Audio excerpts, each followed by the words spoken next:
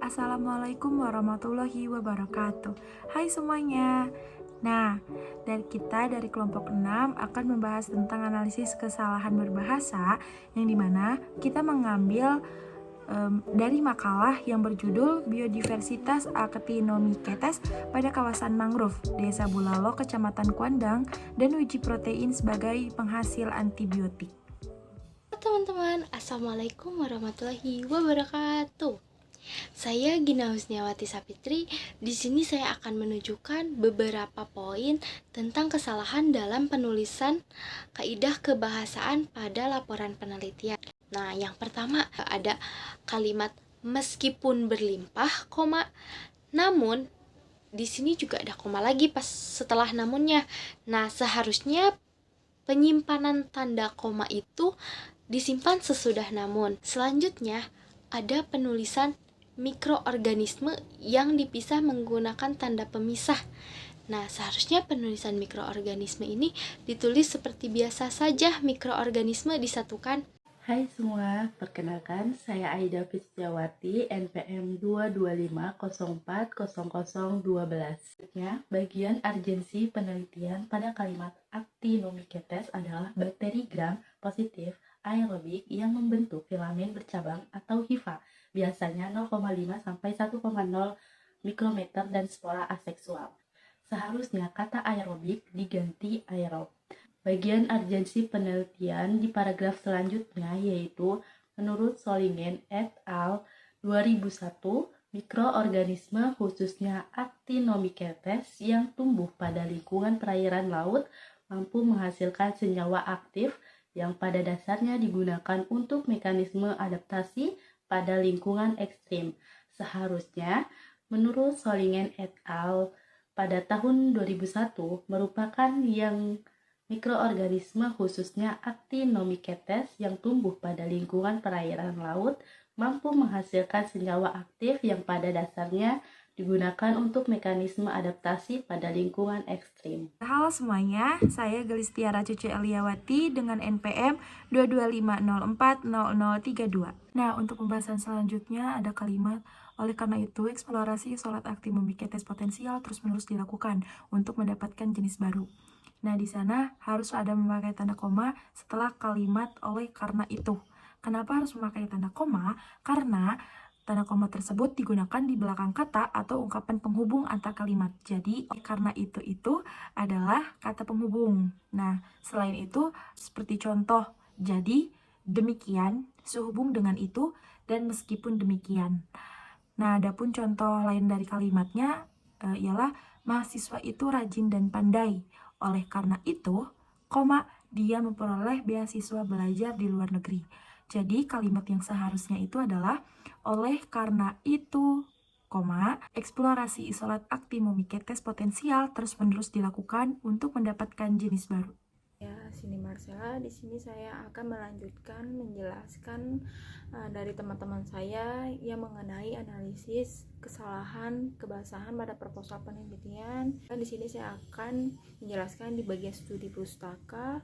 Di sini ada bagian paragraf yang kita analisis bagian kesalahannya. Di sini ada kata melainkan fungsi ekonomisnya penghasil keperluan rumah tangga, penghasil keperluan industri, dan penghasil bibit. Di sini ada kata melainkan dalam pada teks tersebut itu tidak tepat dikarenakan di situ adalah kata melainkan itu adalah kata konjungsi. Jadi pemakaian kata konjungsi melainkan itu digunakan untuk menghubungkan suatu yang ditolak dengan yang tidak, yang seperti iya, kan. Konjungsi melainkan ini didahului oleh kata yang bukan diikuti dengan kata benda atau kata ganti.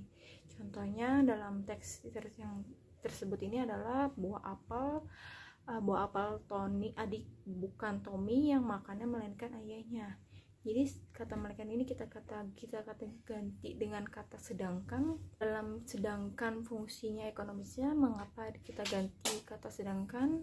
Dikarenakan dalam kata sedangkan ini kita mengenai pembahasan penggunaan kata sedangkan ini, pada dasarnya penggunaan kata sedangkan ini menghubungkan dua hal teks yang bertentangan dari teks sebelumnya dan teks selanjutnya, sehingga untuk dalam kejenisan teks penghubung dalam fungsi menghubungkan dua hal yang saling bertentangan ini adalah termasuk.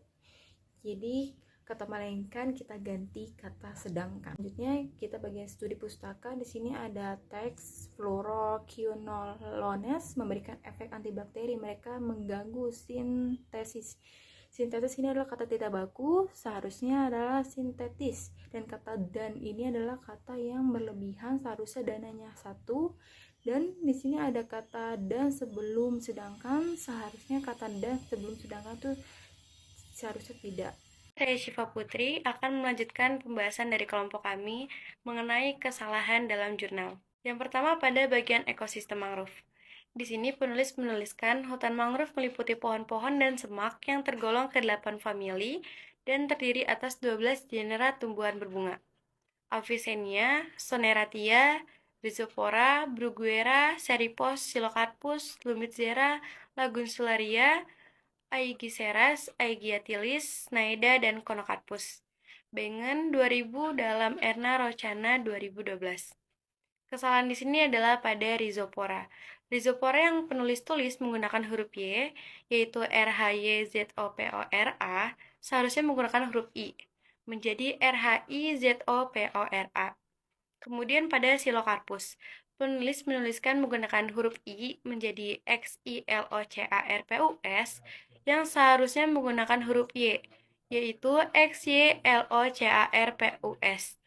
Kemudian pada Lumitzera, penulis menuliskan menggunakan double M, yaitu LUMMITZERA, yang seharusnya menggunakan huruf N, menjadi LUMNITZERA.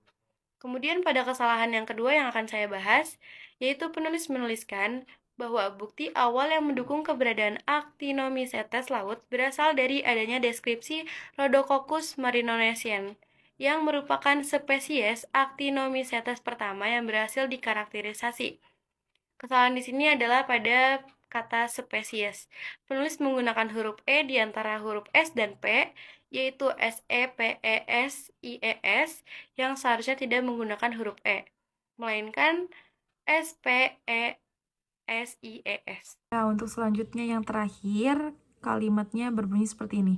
Mangrove merupakan hutan lahan basah zona intertidal pada estuasi delta, anak sungai, laguna, rawa-rawa, dan lumpur, khususnya di daerah tropis.